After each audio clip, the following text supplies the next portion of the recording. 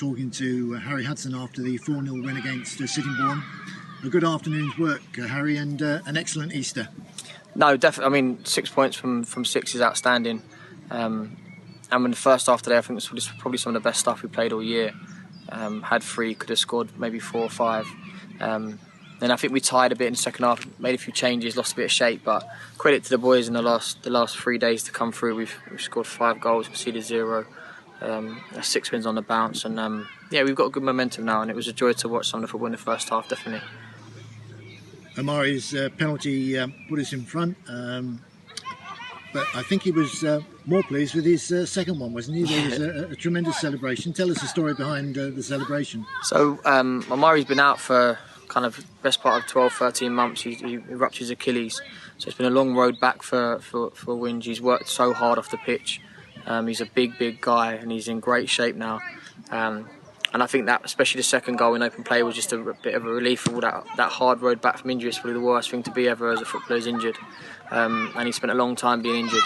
And a lot of players in his position probably would have maybe stopped playing. But credit to him, his passion and love for the game is almost second to none. And I was so proud of him and pleased for him that he scored those 2 goals today. And how well did he take it? Oh, it was brilliant. And we know what Omari's strengths are. But people don't give him enough credit for how good a footballer he is, because he's a big guy. But the second goal just showed that lovely over from Sammy, got his pin set, rolled him, and then once he hits the ball, it stays hit, and it was before the goal, past the goal before he even knew it. So just knowing the story behind Winge and how hard he's worked, is credit to him. He surprised me by taking the penalty.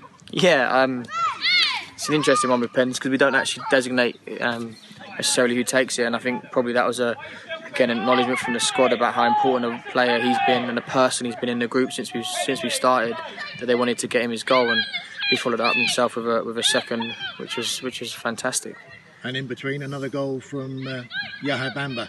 And what goal it was as well. Like, he's come back from a little hamstring issue today, and I mean when the ball dropped him, it's barely a half chance, but he wriggled his feet, and his finish is just outstanding across the goal of his weaker foot. It was like absolute side netting. I thought we missed Yahya's pace a little bit in the last couple of games, and he was again a massive thorn in their side in the first half. 3-0 half time. Were you a little bit, concerned by the second half performance at all before we got the fourth? I didn't think we played well second half. I thought Sittingbourne edged the half. I thought they deserved to score at least 1 goal. I said to the boys, it's about finding consistency across. So there's 2 types of consistency. It's consistency across games, which we have found.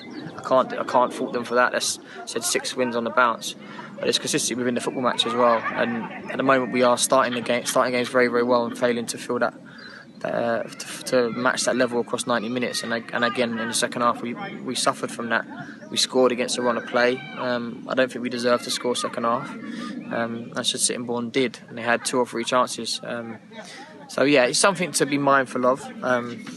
Can't be too critical of the players. I said some tired legs. We've actually lost 3 or 4 players from injury in the last week, so we haven't got.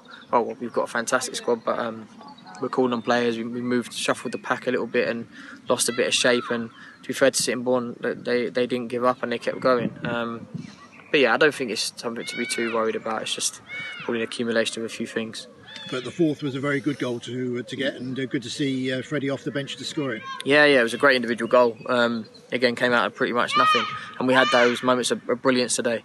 Yahya's one, Freddie's goal was a moment of brilliance.